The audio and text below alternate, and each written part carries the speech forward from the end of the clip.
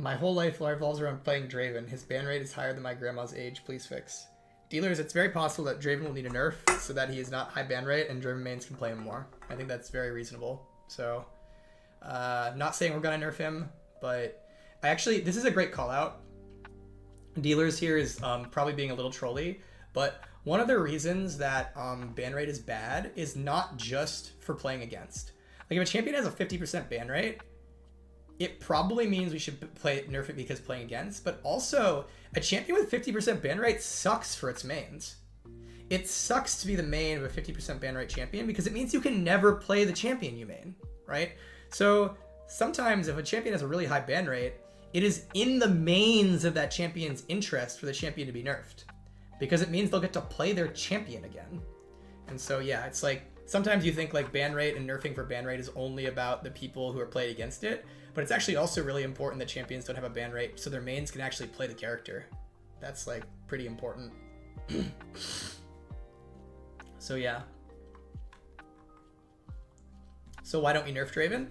I'm saying it's possible we would. We recently buffed him because we wanted him to be an we wanted to like give him a nudge for MSI. And it's very possible that in the future now we need to nerf him because his ban rate is definitely going up. It's definitely spiking, and you know, that's rough for everybody. Yuumi ban rate is a Yuumi player in the past. Yeah, Yuumi ban rate's another example. When Yumi's super banned, that sucks. Not just because it means people aren't liking playing against her, but like think about the Yuumi mains.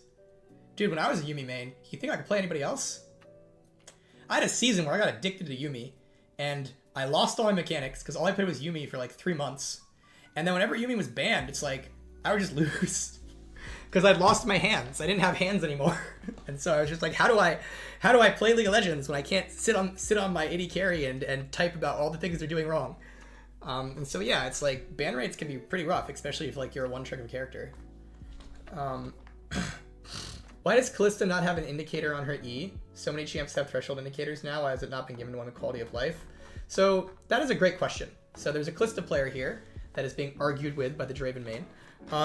That he asked, why doesn't Kalista's E have an indicator? Like, why shouldn't I know when I could kill them? Cho'Gath has it. Pyke has it. Why not Kalista, right? It's a great question. Very reasonable question. We'll start with, some skills have no variance as to whether they can kill you or not, so it doesn't make any sense to not give them an indicator. Cho'Gath ult is like this. Cho'Gath ult quite literally says if you master the tooltip, do 500 true damage or whatever, right? So if you're Cho'Gath, you can look at your tooltip, you can look at the enemy health bar, and be guaranteed absolutely 100% certainty to know what that is going to do. What's that going to do? This is different than, say, Garen or Darius ult. It's not possible for a League player to do the quick math fast enough in most situations to know exactly how much damage Garen ult will do, because it's a percent health execute. Same thing with Darius ult. Like, that one, because of the variance with number of stacks, there's always this question the Darius players might have, like, I've got 3 stacks, is that enough? If I've got 4 stacks, is that enough, right? And so those characters have a thing where, by not knowing what these spells are going to do, there's a lot of variance in, like, did you call it right or not?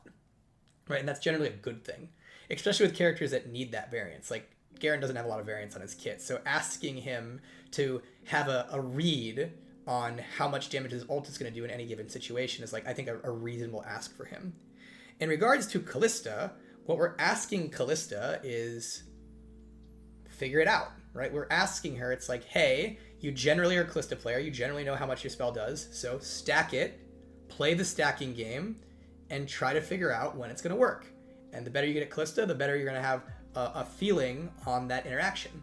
The problem with making it so Kalista will have an indicator is it completely removes any variance or interest from that interaction. It completely solves the button press. It says, hey, attack until indicator, then push button. Never push button before that. At that point, in a lot of cases, I'm being a little hyperbolic, in a lot of cases, we should just cast the button automatically. We should just say, like, Kalista E should just read, if you're fighting a champion and they ever get below the threshold, instantly kill them. Like, that's what it should read, right? Which is a very different spell.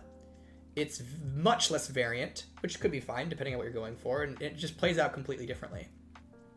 Now, yeah, And so basically, like, it's a good game and a good skill test. And if you're wondering, like, why we give indicators to other characters, because you'd be like, well, shouldn't they have the skill test? As mentioned earlier, there's a lot of other characters where the skill test isn't important, usually because there's just no variance to it to begin with. Like, again, Cho'Gath ult does not have variance in what that skill test is. It's just going to work or it's not. And you can know as a Cho'Gath player by just reading your tooltip whether it will work, which is very different than Kalista's E. So, yeah, that's kind of the idea there. So why not Olaf E? Well, there's another thing. It's just like, we shouldn't put indicators on everybody, right? So you're like, what about Olaf E? You can know when you're going to execute with that. But like, the other thing though is that Olaf E is not an execute. Another thing you'll note about a lot of these indicators is that they're executes. We give you the indicator so that when your character is low, you can try to execute them with the spell. Olaf E is not an execute spell. Olaf E is a damage spell. He just uses it to kill you. So it's kind of like saying, like, why not have an indicator for Annie Q? Or why not have an indicator for an AD carry's auto attack? Or why not have an indicator for Syndra Q? Like, I'm being a little facetious and hyperbolic here, but like, the general idea is like, those characters are using those spells to just poke and do reliable damage to you. They're not like holding on to the spell with tension in their head for the exact right moment to execute you with it. It's a very different interaction. It's a very different like use case. Why not QIYANA Q? Okay, buddy. QIYANA's Q's indicator is already... QIYANA already has an indicator. Here, I'll show you it, actually. I'm sure some of you didn't know about this one.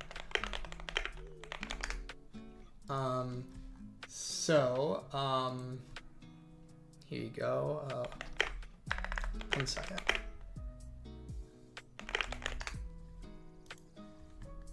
Where is it? Okay. We're going to use this Wild Rift picture, but it's okay because it actually is equally applicable in Wild Rift as it is in League. Okay, so here's a picture of Jinx, okay?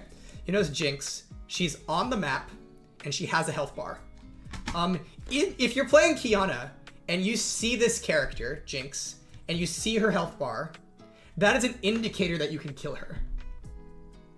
So, as I mentioned, QIYANA Q already has an indicator. It's right here, it's Jinx's health bar. If you see Jinx's health bar, that indicates that she is in kill range of you as QIYANA. So, yeah. I hope you appreciate that tip. Kalista A clicking makes your auto slower. I guarantee we know about it, and if we know about it and it's not fixed, it's probably because it's not fixable, or very easily fixable. Kalista is a very wonky character, and so any bugs that are still remaining on her are probably very hard, if not impossible, to fix. Which sucks. I know that's not a great answer, but that is the answer. That is the idea.